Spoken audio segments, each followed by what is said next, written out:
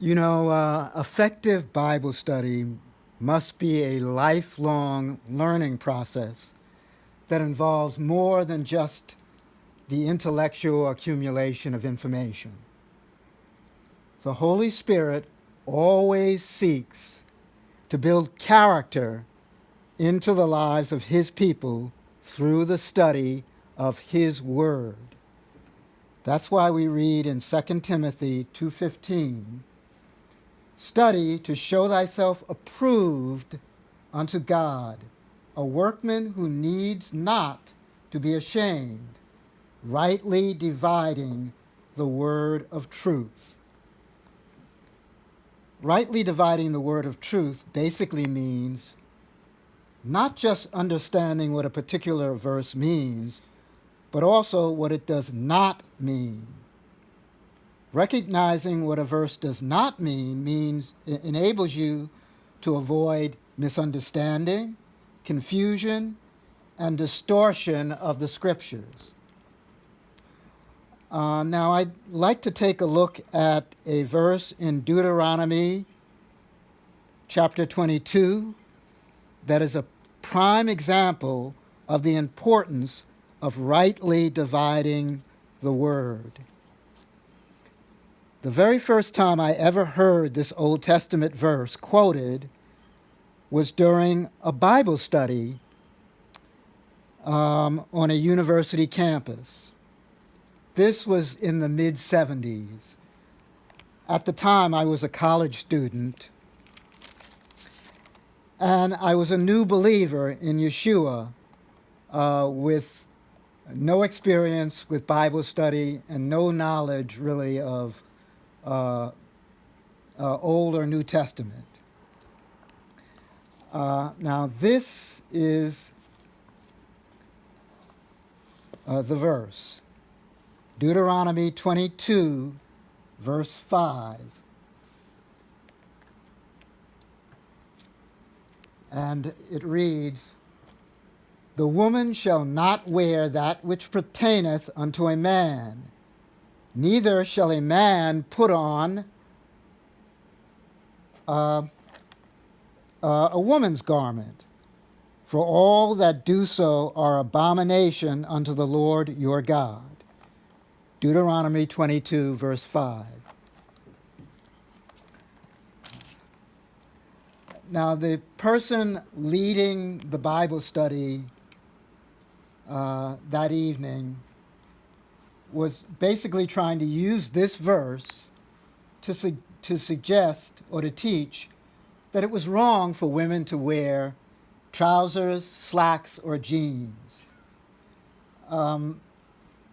I attended many Bible studies while I was in college, and honestly, over the years, I've forgotten most of what I heard in those meetings.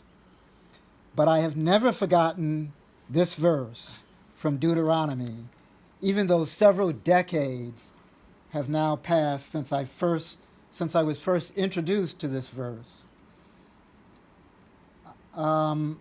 I think I remember the verse mainly because even back then I had a nagging doubt that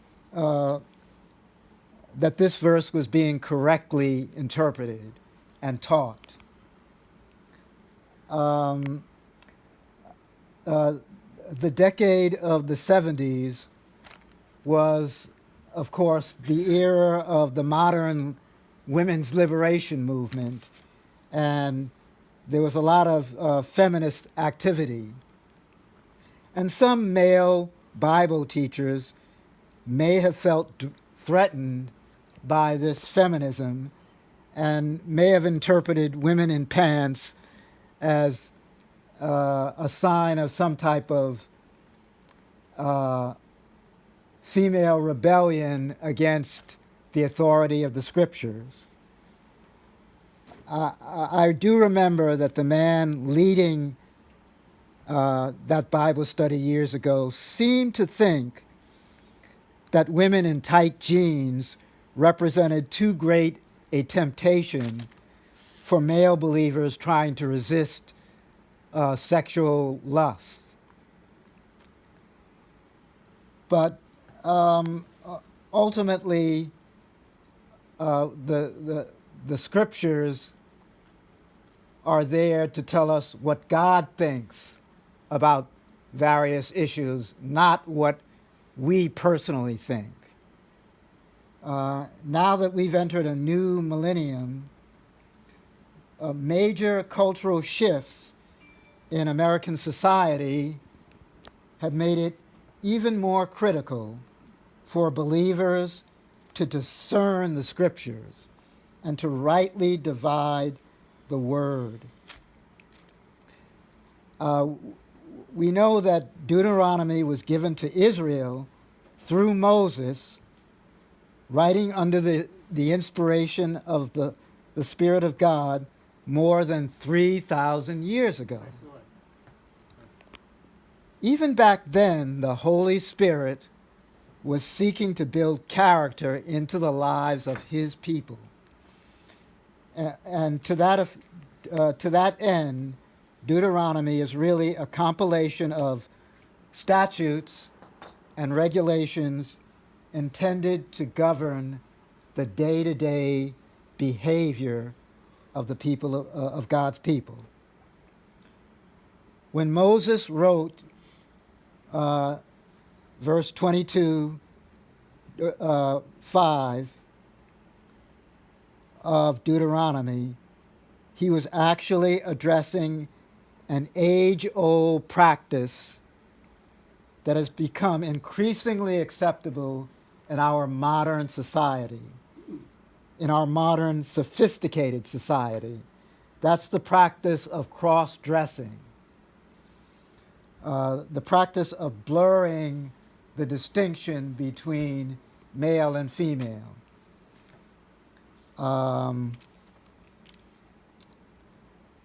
And I have a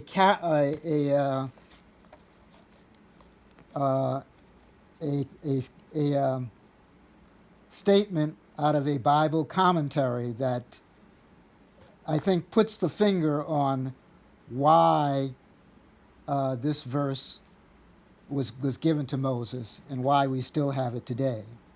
I'd just like to read this comment. The dignity and distinction between male and female were not to be obscured, for in the beginning, man was created male and female, and God blessed both. To be male is not better than to be female, or vice versa, for God pronounced both very good. Therefore, a man should not try to be a woman, nor a woman a man. Now, when we get too wrapped up in our own concerns, it's easy to take a verse and misread it because we're thinking about ourselves and our own concerns, and that's what was happening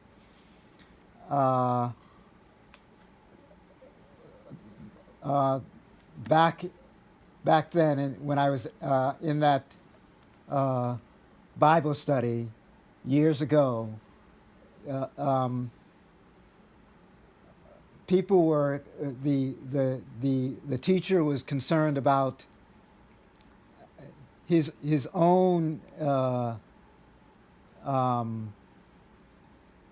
thoughts and not the thoughts of God.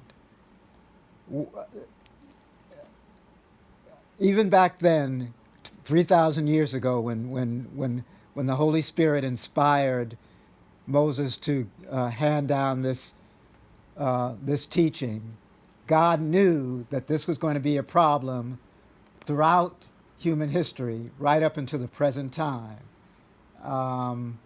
And he's still speaking to us today that we should respect the distinction between male and female. Thank you so much.